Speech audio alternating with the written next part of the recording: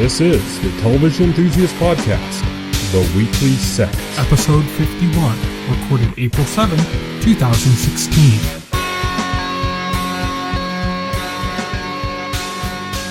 Hello, everybody, and welcome to the Weekly Set. This is the official podcast of TVEnthusiast.com. I am your host for the evening. My name is Tyson. I am the editor-in-chief of TV Enthusiast, and joining me today, as always, is our keeper of comics himself, Will Roerig. Hello. So today we're going to talk about some news. We're going to talk about what we've been watching, and we're going to talk about what's coming up in the next week. This is our usual format. So, first up with the news. Will, are you excited for Preacher? Not really. I never read the comic book when it came out.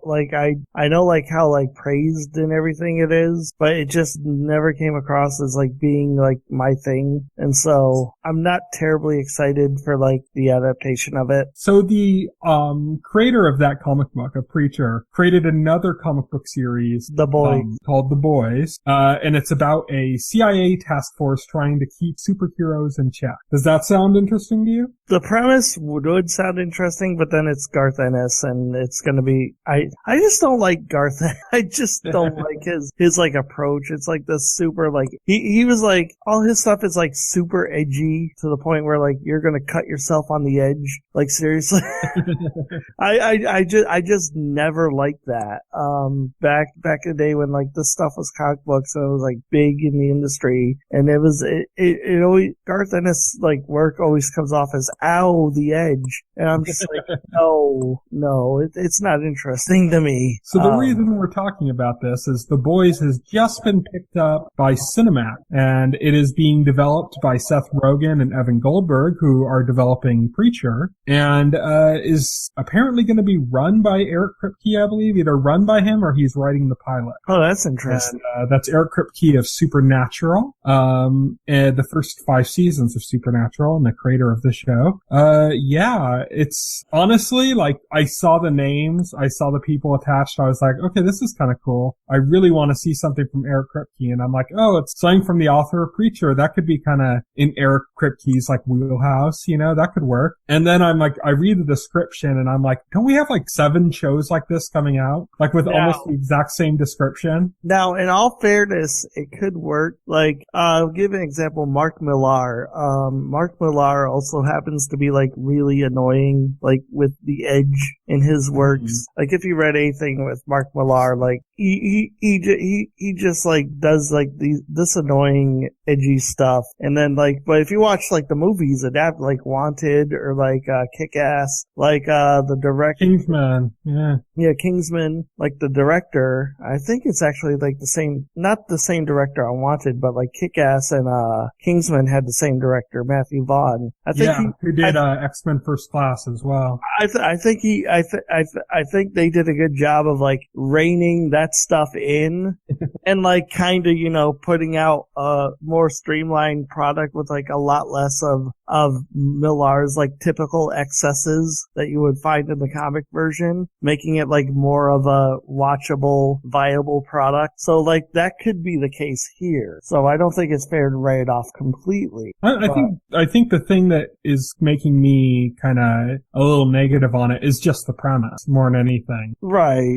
There's, like I said, there's so many shows right now in development that just have very similar premises to this. I mean, I could have seen this premise alone and said that looks like a slightly different, they're making a few changes while adapting Power, which, came to the PlayStation Network. And then I could read the same thing and say, sounds maybe a little bit what was it? The thing that people wanted Gotham to be based on the comic book that's like that, or change the premise around a little bit, and that could be, a comedy version. It could be Damage Control or Powerless, the 2 new shows from DC and Marvel, respectively. To be fair, you can't do anything in that genre that hasn't been done already anymore. You can't. That genre, the superhero genre, that's been mined to death. You can't come up with an original idea within that genre. It's impossible. So it just seems like it's something that's not just that it's been done to death, but it's it seems like there's a lot of shows in development with the exact same premise. Right. That's what I'm kind of concerned about. So So, I mean, I'm not going to judge the show. I mean, I really like Eric Kripke. That's like the exciting for me. I really do like Eric Kripke.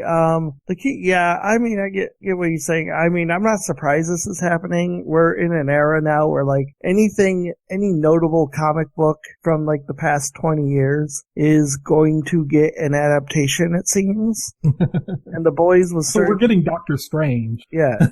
The Boys was certainly one of them. It's interesting. You know what's even more interesting? In this resurgence, we don't have like any new like Spawn, like anything. And it's like, remember Spawn? Yeah, Spawn was pretty heavily mined when that came out. Yeah, that was like the movie, which was pretty terrible. Yeah. And then you had the HBO, the animated series, which a lot of people love. Yep, you had like an entire action figure line. It was pretty heavily mined and licensed when that came out. Yeah. Maybe it just feels too 90s for them. I don't know. Yeah, maybe. We'll have to see what happens with that. I know I have a friend who's also a huge fan of Preacher, by the way, that would like kill to see like, you know, the Spawn like HBO comedy, like, or not comedy, the animated HBO series come back. Right, definitely. I mean, the Tick is coming back. The Tick live action series. Like, Amazon's bringing that back. Like, who would have thought, you know?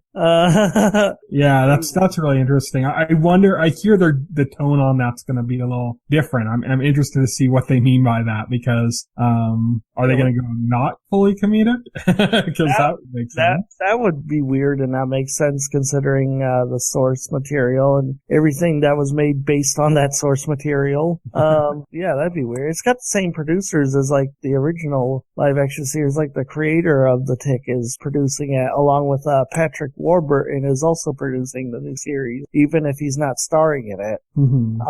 And I think the only reason he's not starring in it is because, due to other commitments he has. But what else we're getting back? What? DuckTales. Oh my God, you're right. I forgot about that. I got like I believe on Netflix that's coming. Oh damn, I got it. I'm gonna watch the hell out of that. Oh, yeah, DuckTales. That was like my shit back when I was like, what, like 6? Yeah. And Darkwing Duck just this is like last week had a 25-year anniversary. There's still no news on that coming back. Yeah, who knows? If DuckTales does really well, it'd be kind of cool if they brought all of it back. Yeah. Gizmo Duck and Darkwing Duck. Just bring back the Disney Afternoon. We miss you, Disney Afternoon. Yeah, Disney Afternoon was pretty awesome. It was. I love how they took these concepts that they were nothing like what they ended up being, like taking the Jungle Book and turning it into Tailspin. Yeah, exactly. That was crazy. And it was like so interesting. I remember as a kid being like blown away by the one cub that is like, you know, riding on the like air wing or something, like hanging off the back of the plane or something. I'm like, that's so cool. Yeah. like Baloo is flying a plane. Like, that's insane, you know? Yeah. And like Han is like the CEO or something. That was really cool. And they had, Gargoyles. There's so many good, Disney Adventure. I remember they had that Disney Adventure that came out, the book or whatever, the, anthology. Yep. Okay. So next up on the news, we have, Starz has a new streaming service. Going to be $8.99 a month. This is already an option through Amazon, right? You have this, don't you, through Amazon? Yeah, I have this through Amazon. So it's like, but this is kind of cool just because, you know, we need more of these premium networks to do that. If you're not going to have your stuff on Netflix and you're not going to have your stuff on, Hulu and you're not going to have it on Amazon, then you got to have it somewhere where people that don't have cable can watch it. Of course, Starz already had that through their deal with Amazon, but more options is cool. Yep, more options. What do you think about the price point? $8.99. That's I believe right around the price of Netflix, a little bit less. That's in line with everything that's not HBO, pretty much.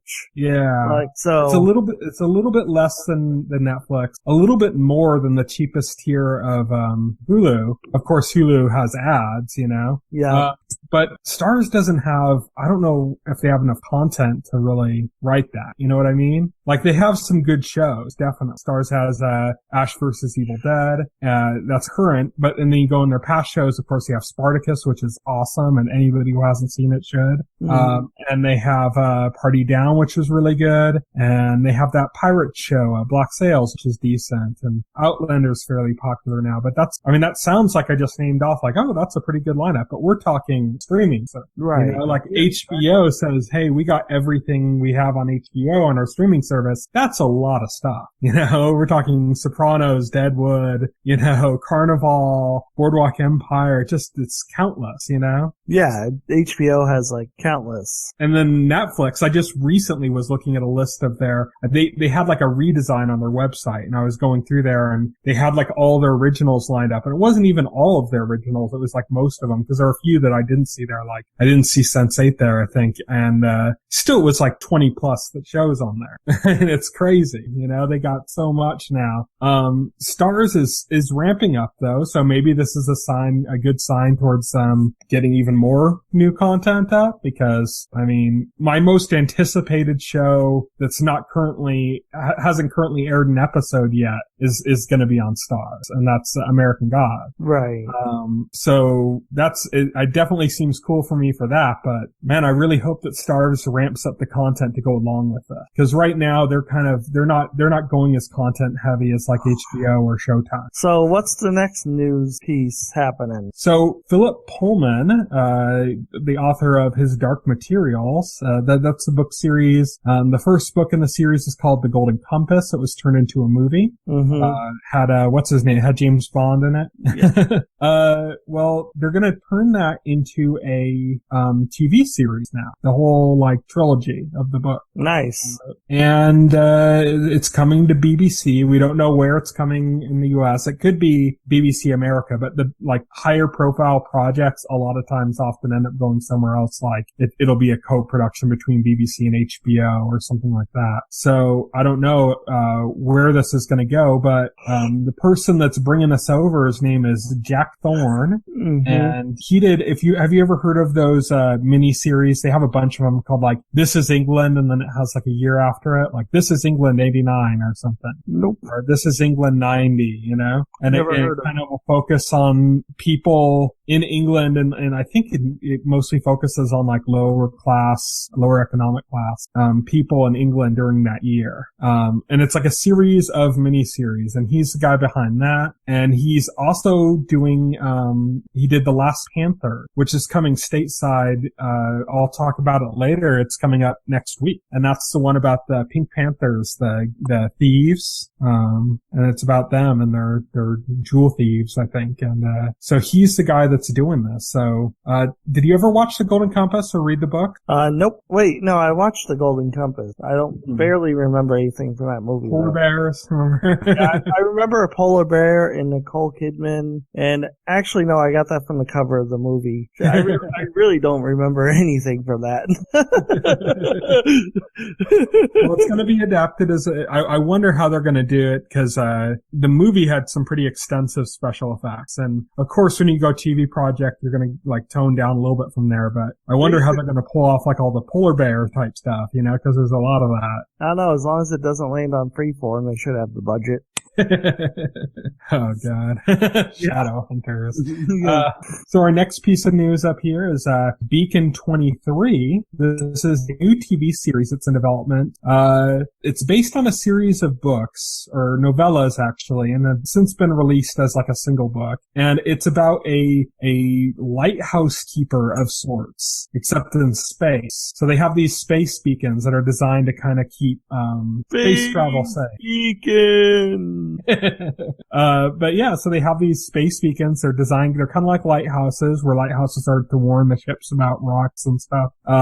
This is to kind of guide space travel and keep people safe in outer space. And they have a big series of them. They're supposed to be like kind of indestructible, like really good, and they never break down. They're rugged. And this is about somebody that operates one of them, and something goes wrong, and it stops working, and it endangers a bunch of lives. And he interest in this premise? Nope.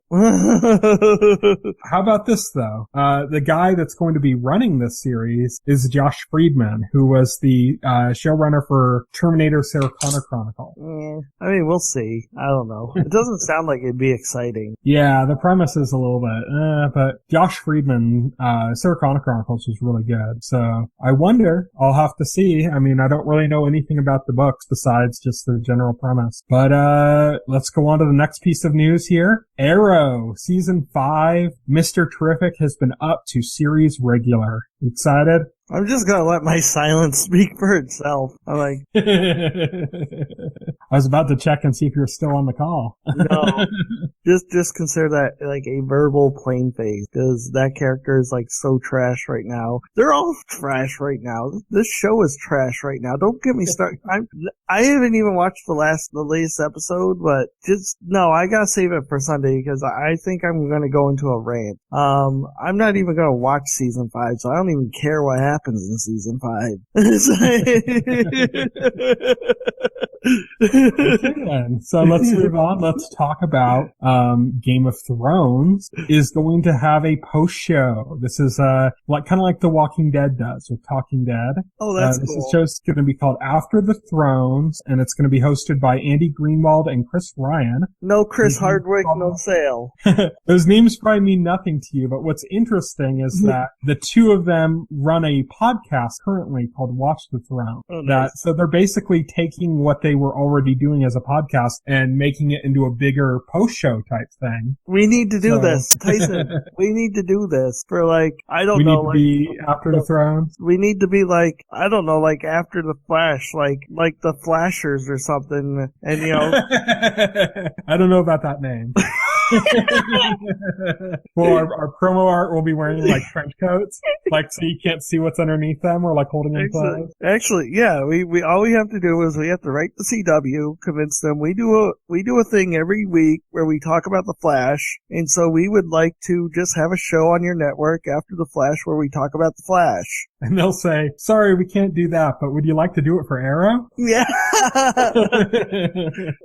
Damn it.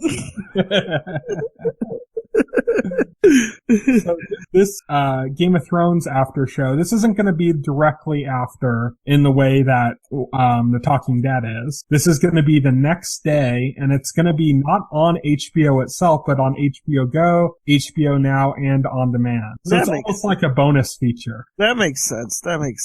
Yeah, it's almost like a bonus feature. I don't know how it would work, because right now they follow up Game of Thrones with Silicon Valley, and it's almost like this perfect balance, because you get out of this really tense moment on Game of Thrones, and then Silicon Valley's really funny right after it. So it'd be kind of weird if they had it, directly like a follow-up show.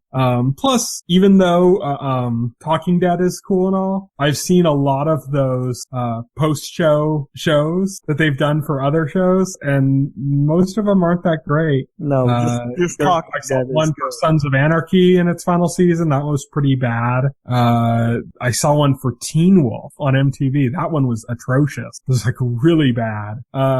So yeah, I don't know.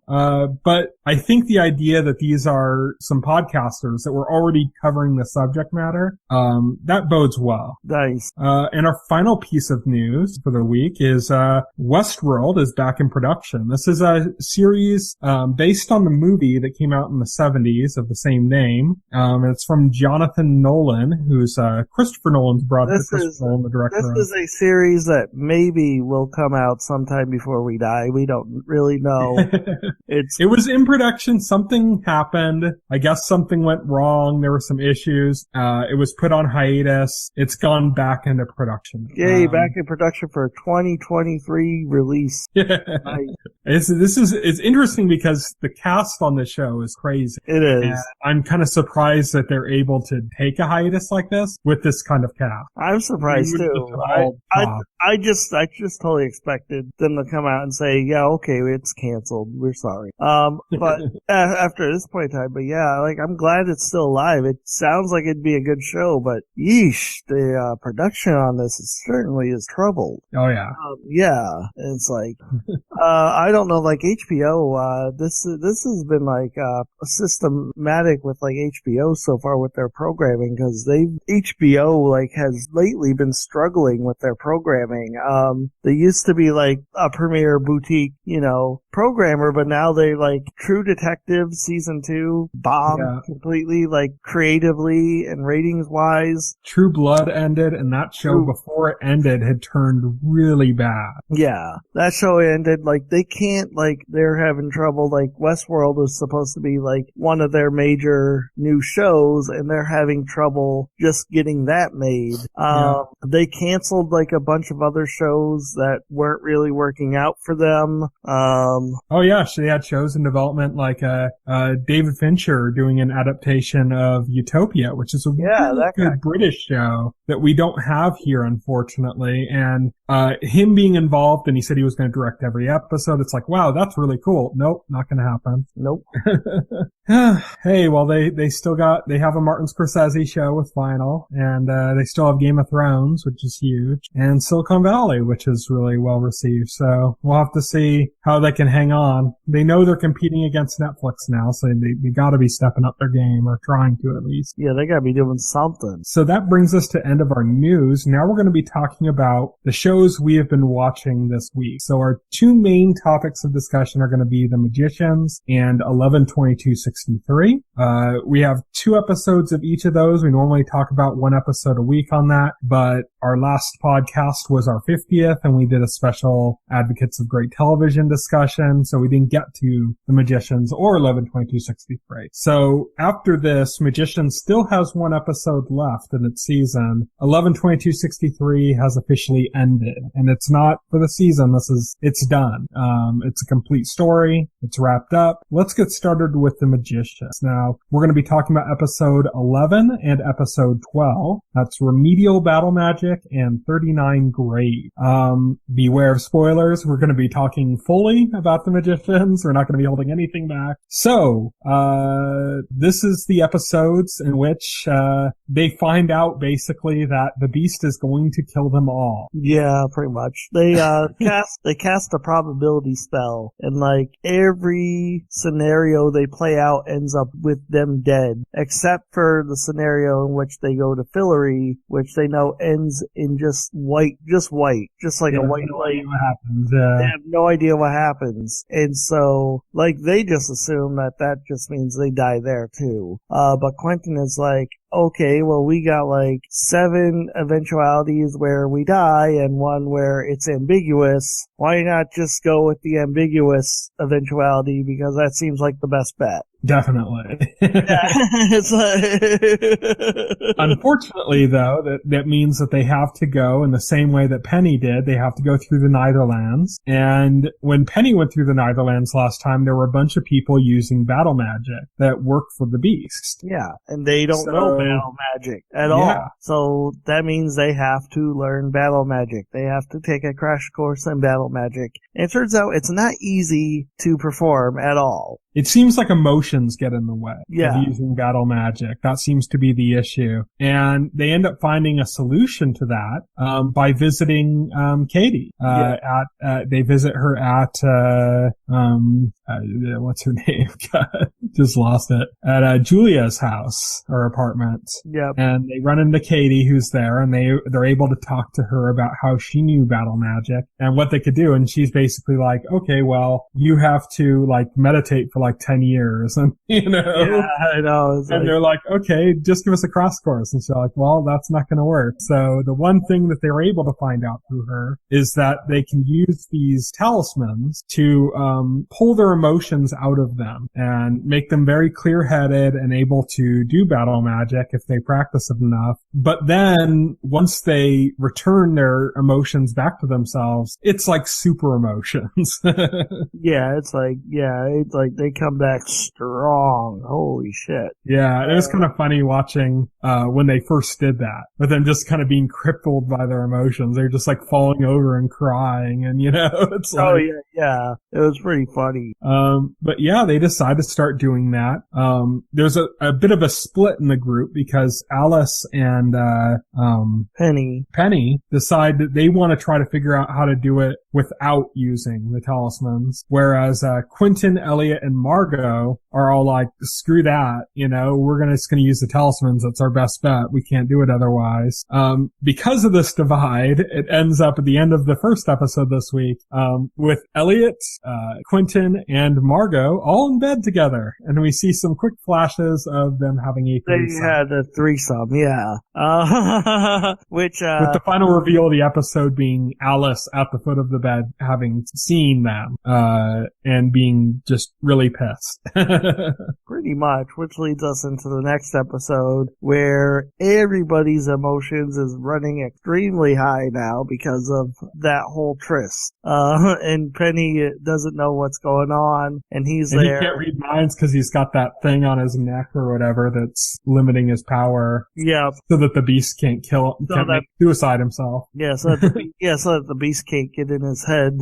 Which was another thing that was happening in the last episode, was the beast was getting into like the heads of all the travelers and making them kill themselves so that there were no travelers travel into Fillory. We've seen 4 travelers on the show so far. 2 of them are now dead. One of them is in captivity, and the other one is Penny. Yeah, pretty much. And so basically the beast is trying to keep people out. He's trying to close all the paths to Fillory, including like the travelers, because travelers can just travel to Fillory. And so he's trying to close that loophole by getting in their heads and forcing them to commit suicide. He gets into Penny's head, and he starts this loud ringing in his head that's constant and just keeps getting louder and louder, driving Penny insane to the point where he like purposefully OD'd on cocaine just to get it to stop. And that's when they gave him that device that allows him to keep the beast out of his brain. The side effect of this device being that it just weakens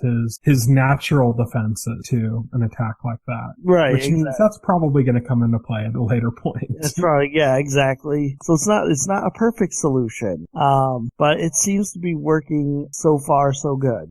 Meanwhile, Julia is and her group are trying to summon a goddess. Mm-hmm. And they're out, finding all of these different creatures besides magicians that are supernatural. It's kind of a weird addition. Like, it almost seems unnecessary to have other supernatural elements like that. Yeah, I know. For example, like in Harry Potter, like you wouldn't even think about Harry Potter's just the wizards and stuff. And it's like, no, they have the actual vampires and werewolves and stuff like that in Harry Potter as well. Yeah. But it just feels a little tonally off. It does. Thankfully, they didn't go too far with it. They didn't go too out there with the creatures. They didn't go too out there in creatures, but this episode did confirm that, yes, supernatural creatures exist in this universe, apparently. Besides the talking animals of Fillory. Well, that's a different universe, so come on. Not fair. So, which, by the way, you can have sex with the talking animals in Fillory. Next episode, some 39 graves. Yeah. In this episode, Quentin and his pals all travel to the Netherlands to go to Fillory. Immediately, Quentin is knocked back into the fountain and sent back to Earth. Yep. The rest of the group, they escape. They make it to the library. But Quentin is now locked out. He's like, fuck, and the beast is gonna come and kill me now? What's going on? Goes and talks to the dean of Brakebills and finds out that he's basically been in a time loop. Yeah. And I think they said something like 39 times. 39 times it's gone through. Yeah, because of what happened was, Eliza, or better known as Jane Chatwin, she got a magical watch or something. She got a magical watch or something that basically gave her control of time on what they described as a cosmic level, to where she used it to create a time loop to where, like, to try and defeat the beast. So time would loop over, like, Quentin and friends would try to defeat the beast. They'd all die. Time would loop back, and she would change. She would like try to figure out what went wrong, what went wrong, and then change something, hoping for a better outcome. And apparently, and the thing that she changed this time for the current reality is that she made it so that Julia couldn't get into break bills. Yeah, because apparently the other 39 times Julia did get accepted into break bills with Quentin, and apparently, like, according to Jane's logic, apparently, like, that Julia being in break bills just made her too weak. Like, she could be stronger if she didn't get accepted into break bills. I guess this is the logic. Now, we don't know if there's other possibilities that Jane was considering because she is dead, which means those time loops are gone. Yeah, the dean explained that there will not be a 40th time loop because Jane died, and now it's the whole spell is broken. So Quentin and friends have to defeat the beast this time. This has to be the time where they succeed. Otherwise, they're dead forever. It's not looping back. Beast wins. Game over. No pressure. No. They only. It could very well be the case, though, that this is the one that makes it because she made sure that Julia didn't get into break bills because she thought she could be stronger on the outside, and now Julia has summoned a goddess. It could be the case. It's like no pressure. They've only failed at this 39 times prior. 39-0. and also to drive the point home, they ran the probability spell and they died in pretty much almost every probability except for like one, which they might have still died. It's not clear. So yeah. But Quentin ends up visiting Julia once he finds out that she was the element that was changed, and tells her about the time loop and how she was originally supposed to get into break bills, and they make up as friends finally. Basically both admitting that they were horrible friends to each other, and that they have to move past it. And Quentin comes up with the idea that they can get to Phillip themselves to try to find an answer to the beast. They're not really looking to kill the beast because they're going in a time before the beast. Right. They're looking for a means of destroying the beast. Yeah, they're looking for, because they don't really have they have the idea of like this blade that can kill gods, apparently, which might be the answer, but they don't know where they figure it's hidden in Phillip somewhere. I think Penny said, oh great, yeah, Phillip, the place that's run by a pedophile, like mutant freak or something. Yeah, they have like not the number one place I want to go. But yeah, so Quentin and Julia, they figure out that the only way they can get to Phillip now, because Penny's gone, the button's gone, there's no other travelers around, they have no other means of getting to Phillip.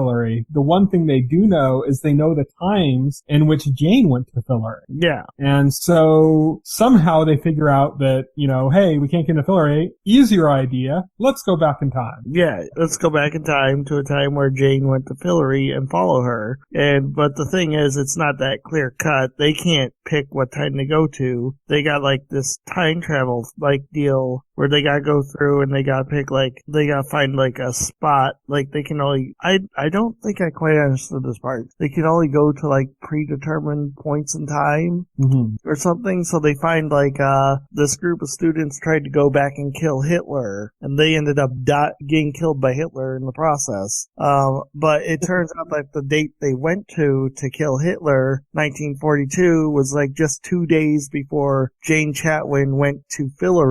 And so that's like really super close to what they need. And so they decide to do it. And like Quentin says, for once, I'm glad for Hitler or something. And then Julia was like, yeah, no, that still sounded really bad.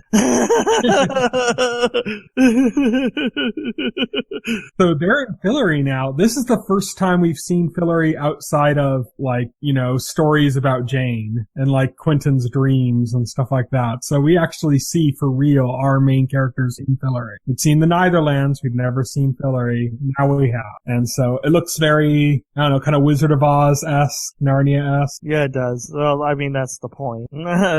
Yeah. But meanwhile, while all of this is transpiring, we have Elliot, Penny, and Margot and Alice all stuck in the Netherlands. They escaped into the library. Unfortunately, they get quickly kicked out of the library when Elliot sets fire to a book and breaks the one rule they have. Mm-hmm. Thankfully, though, they run into another Breaksville student who happens to be from the third year class. That disappeared. That all disappeared. And we finally find out what happened. They went to Fillory. And presumably, like, most of them were killed by the beast. And one of them is the traveler that Penny is seen in Fillory, that the beast has captured. Yeah. This guy's there. He says, "Come with me if you want to live." And he's like, "Oh, I've always wanted to say that. But seriously, we need to go." So he has fun showing him his place, fruits that taste like pizza. Psychedelic carrots. Yeah, which unfortunately Elliot takes one and screws up part of their plan, but it doesn't seem to have too much of an effect right away. But anyways, they end up talking to this guy, this third-year student that's been kind of stuck in this place waiting for some of his friends to get back so he can leave. And he tells them he knows exactly where the Fillory Fountain is, and he can get them there. The only problem is these battle magic rovers that work for the beast. Yeah. And Alice ends up figuring out, well, hey, you know, my area of specialty in magic is like light bending. I can kind of disguise us and get us through this. And then, you know, in celebration, their new host tells them about having sex with animals in Fillory. Yeah, pretty much. About how he and all of his friends had sex with animals and gross. So now they're going to the land of bestiality. We just see them. They jump into the portal to Fillory, the fountain, except Penny, who doesn't gets confronted with the one female battle magic user that he first encountered, and he ends up killing her. Yep, he ends up killing her. Seems pretty shocking for him. It's probably the first time he's killed somebody. I think so, yeah. It's pretty shocking for him. But he ended up unleashing some battle magic on her, killed her, then he jumped into the fountain. Everyone's in Fillory. Everyone's doing the Fillory. Nice. And that's where we leave off. That's what's coming up next week will be the season finale in Fillory, I believe. Yep, next week will be a season finale. And cool. So next up is 11/22/63, which had its series finale, because it's just like a limited mini-series. So yeah, we're going to be going full spoilers on this as well for episode 7, Soldier Boy, and episode 8, The Day in Question, as well as just pretty much the series as a whole. Episode 7 was kind of like a boring filler episode, I thought. It just seemed like... It sounds weird to say filler episode for an 8-episode series. It does, but it really felt like this episode was just stretching things out, like just to fill like some quota so we could get to 8 episodes. Because most of this episode was, well, episode 6 ended on him getting very badly beaten due to like his whole, his whole thing of like cashing in on bets that he knew were sure bets because of he's from the future. That catches up to him in a big way. He gets knocked into like basically a coma. And so practically this entire episode is him trying to remember like things like why he's there, what was he doing, who was he after, yeah. And he ends up finding out that he institutionalized Bill. Yep. Pretending to be his brother. Goes and visits him. Bill kills himself. Yeah, Bill kills himself. Then he goes and he visits Lee Harvey Oswald, and he remembers, oh yeah, that's what I was here to do. It all comes back to him. I think this episode was more about like focusing on the relationship between him and Sadie than anything else. Really driving that relationship home, because what's gonna happen in the next episode, I think we needed this. But as far as like stuff happening, this wasn't really an eventful episode. It it was more like, it was more focused on that relationship between him, because most of the episode was just him trying to remember, like, what he was supposed to be doing. And I think the only eventful things happening were Bill killed himself, and then the end with Lee Harvey Oswald when he remembers, and he takes that knife, and he's going to kill Lee Harvey Oswald in his own home, but then Oswald comes out with the baby, and he can't do it right then and there. That's pretty much episode 7. I don't think, unless there's something I'm missing. That's all I could really remember too. So yeah. Episode 8 is the series finale, and that's the more eventful episode. It actually gets to the conclusion of the kind of what this has all been leading to rather quickly. It does. Because, well, episode 7 actually ended on Oswald, like, actually aiming the rifle. You know, episode 7 goes up from, like, it starts I think like a week out from it happening, and goes all the way up to, like, the day of. Yeah.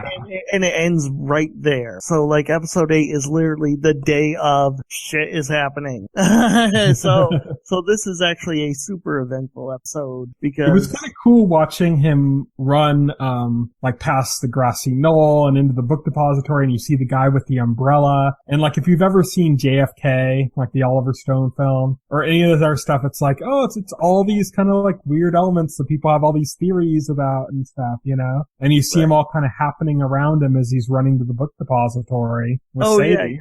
With Sadie, yeah. Sadie insists on going, by the way. Like, he doesn't want her to go, but she's like, I'm a part of this. I'm going. It's like, okay, then. So they go. They manage to stop Lee Harvey Oswald. Well, here's the thing. First, before they do that, you know, you get stuff like Time trying to stop him and stuff. He actually, he actually gets a visit from the Yellow Card Man. And we find out, like, what this guy is all about. Apparently, the Yellow Card Man, is a fellow time traveler, and he's stuck in a time loop of his own making, because apparently, like, his daughter drowned, and so he's been going back in time constantly trying to stop his daughter from drowning, and every time something happens and he fails, and so he's been doing that over and over and over again, to the point, like, he's resigned himself to, like, he can't save her, but also, like, he can't, like, let her die, so he's doomed to just repeat this cycle over and over and over, and he's trying to warn Jake. He's like, you're just going to get caught up in the same cycle I'm caught up in, don't you see? You can't do this, you know? But Jake's pretty stubborn. Jake's going to do what he set out to do, regardless of the predicament Yellow Card Man has found himself in. And so, yeah, he runs to the book depository. It's really tense too, because it goes up to the last second, like, it seems like everything's out to stop him. This car breaks down. He has to hotwire a different car. You know, the building that's supposed to be unlocked is locked. The building is supposed to be unlocked is locked. The street that's supposed to, like, lead straight there is blocked off. So he has to get out of the car and he has to run there on foot. The guy he almost got hit by a car, ran right into a bus, and yeah. Oh yeah, that's right. Yeah, a car actually, like, veers off the road and, like, goes straight at them, and they have to jump into a bus just to avoid getting hit from this thing. It's like, yeah, like, Time was, like, straight out, like, ready to murder their asses, you know, because they were getting that close. Time wasn't being subtle. Yeah, this was, like, Final Destination, you know. So they managed to get there. They managed to stop Oswald. They made a big point of how Oswald's first shot missed. And so they didn't get there in time for the first shot, but you know, okay, the first shot missed. And then he almost gets the second shot off before Jake's able to stop him. Yeah. They end up struggling. There's like a shootout inside the book depository. You see the car drive away, which is kind of weird because you're seeing like a version of the footage that's like slightly different, where, you know, the Secret Service agent jumps on the back of the car and all that kind of stuff. The same stuff that's in the actual footage, except, you know, Kennedy's still alive and he's ducking on the back seat. And he's ducking in the back seat, yeah, except Kennedy's still alive. And they drive off. He gets off to safety, but they're in a dangerous situation. Jake tells Sadie to stay where she is, and he's going to try to flank Oswald. Oswald is pissed. He is going to kill somebody today. Yeah. You know, he wants to show his worth. He wants to show that his he worth. matters. Yeah. Unfortunately, Jake didn't have the common sense to tell Sadie to get down. No, yeah, I know, right? Yeah. It's like she's just standing there in the line of fire. Like, down, duck somewhere, stupid. But Jake manages to wrestle the gun away from Oswald, not before Oswald gets shot and dies. And also Katie ends up getting hit, and Sadie ends up dying as well. She, you know, which really saddens Jake, you know, because like she was his world. He was going to go back to the future with her. You know, because he has fallen in love with Sadie, and that's basically all he cares about at this point is her. Like, the mission He's began. devastated, and he's all out of it. Devastated. He gets taken in by the police, is considered a suspect. This is kind of a weird part, because they go so in this idea of like, oh, you know, oh yeah, it is kind of weird. He doesn't have an identity before 1960, and, you know, there's all these other kind of related crimes with, like, you know, Sadie's ex-husband and all this other stuff going on that like makes Jake look suspicious. And it's like, oh, they're gonna railroad him and he's gonna end up, you know, going to prison for this. And then, like, out of nowhere, oh, here's JFK on the line. Thanks for saving us. Yeah, That's kind of weird. That's kind of weird. I think what happened was they realized, because the FBI guy was like, basically he was flat out, was like, yeah, I know you didn't do it, but we need a patsy, so you're it. And it's like, you know, he was straight up being an asshole. And then, like, I guess the president, I don't know, president realized what happened and, like, told them to pardon him or something. I don't really know. But anyway, Jake. It was just strange. It was such a sudden change, because he's like in the middle of being interrogated and then gets a phone call thanking him. Yeah. And so it's Jake, like, okay. Jake gets set free. You know, he gets a thank you from the president and everything. And Jake goes back to 2016 to see what a wonderful utopian future JFK. What a wonderful world. Yes, what a Not so wonderful much. utopian future JFK created for us all by living to fulfill not one but two terms. Yeah, I mean, hey, it wasn't JFK. It was the past. It was the past. It was the past. Basically saying all these people had to die because of Vietnam. All this horrible shit had to happen, and now we need an equal amount of tragedy. So after JFK gets out of office, you know, stuff goes wrong. Okay, so apparently, like the show doesn't go to it. Jake goes through the time portal and comes out to Fallout 4. Yeah. Basically, yeah. That's what it looked like. It's like, oh, okay. He'd like dimension jump. But yeah, he's basically the world looks like Fallout. and so he finds George, the guy from the beginning, and the guy like who had the abusive father who ended up killing his family, except Jake saved his family too. So he finds George in this future, and George kind of gives him an explanation of what happened, but not really, because this is an hour-long TV show and we don't have time to explain anything, so we're just gonna like give some vague details, stuff like George Wallace. Like I was like trying to figure out, and like basically all he basically says is George Wallace became president, nuclear bomb, and Kennedy camp. And I'm like, okay. So like I actually had to go on the internet and look up like the actual timeline Stephen King gave for the book, and it is wacky and freaky as shit. Apparently they don't even say this in the show, but apparently according to the novel, according to Stephen King, like one of the things that happens is because Jake changed the timeline, the past didn't like the timeline being changed, so massive earthquakes started happening around the world, and like more and more frequently, because the timeline was just fucked up. And so that caused like massive earthquakes to like keep happening. And one of the things that happens is like Maine, where the diner is and where Jake's from, an earthquake like destroys a nuclear reactor there and turns the place into a wasteland, including complete with radiation zombies. Yeah, that's a bit too Stephen King for the Stephen King show. Yeah, I know. Yeah. Well, I mean, they got that part. They just didn't include the radiation zombies in the show. Yeah, they just had kind of a bugs. I think I read like an interview with the showrunner of this before, where like she described it. I think she said like something like the radiation zombies. Like she liked it in the book, but she thought it would be like too much for the show. Yeah. Jake's in this horrible post-apocalyptic kind of setting. Basically figures out that he has to go back and reset it, and he can't save Kennedy. Yeah, he can't save Kennedy because the future would be some horrible fucked up place. And Jake doesn't really care about saving Kennedy at this point anyway. Literally, he does not care. This was not his mission. This was somebody else's mission that he took on. And now Sadie. Yeah, and now that he knows how it's going to turn out, it's like he has no incentive, zero. So he just wants Sadie. So he goes back in time again to reset it. And then that's when he notices, when he comes out, Sadie was there all along from the beginning. The convertible that drove by. She was in it. He notices. Like, he didn't notice her the first time, but he notices her now. And he chases her down. And then, he's trying to get with her, and then he has like this moment of clarity to where he realizes he can't do that either. He can't stay in the past and have a relationship with her because that would still fuck up the past. Mm-hmm.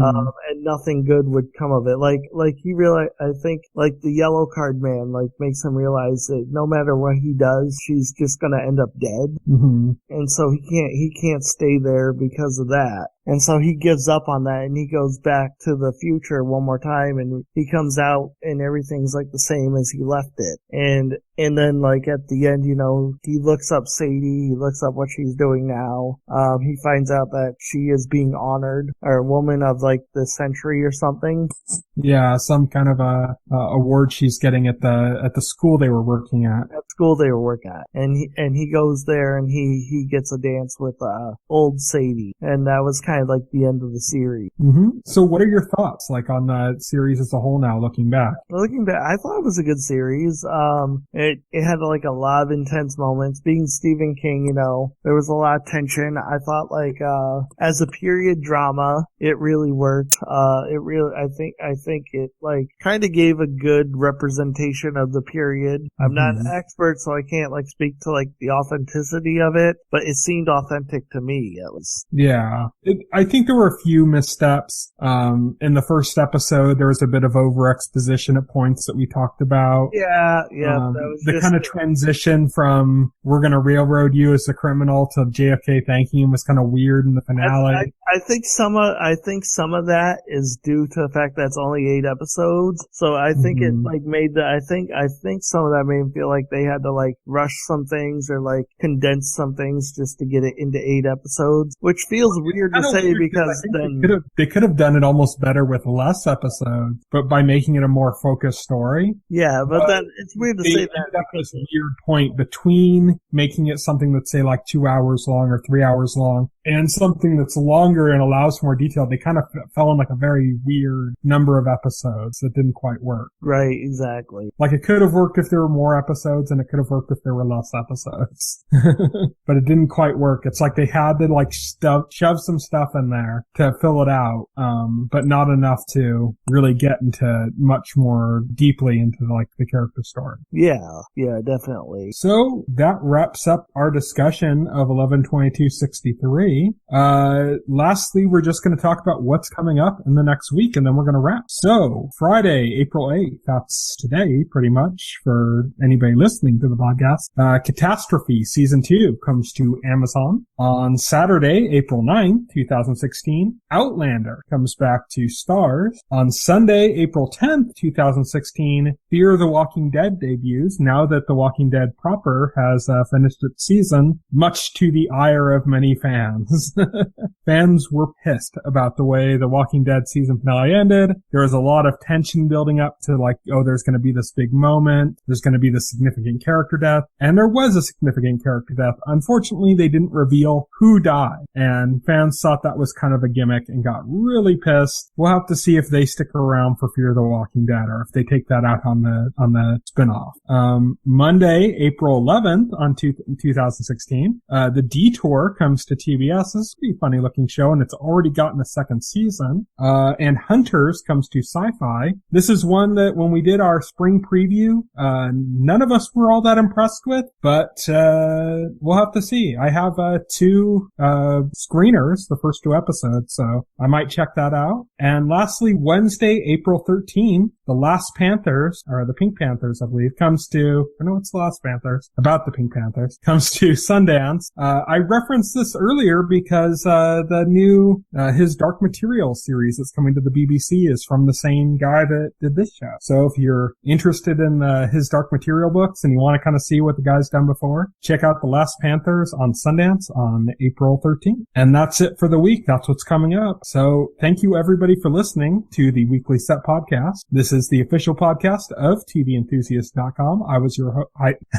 host, Tyson, and I was joined today by Will. And you can check out our website at TVEnthusiast.com. Check out any of our articles and our weekly video show in which we talk about the comic book shows like The Flash and Arrow and Legends of Tomorrow, Marvel's Agents of S.H.I.E.L.D. Basically all of the ones in the Arrowverse and all of the ones in the MCU that are on TV. So you can check that out. We record it on Sundays, so you should be able to find out on Monday. Thank you everybody for listening. Bye. Bye. If you would like to voice your opinion, send an email to theweeklyset@TVEnthusiast.com. TV Enthusiast is a part of the Enthusiast Media Network. Stay tuned to TV Enthusiast and the Weekly Set podcast for more coverage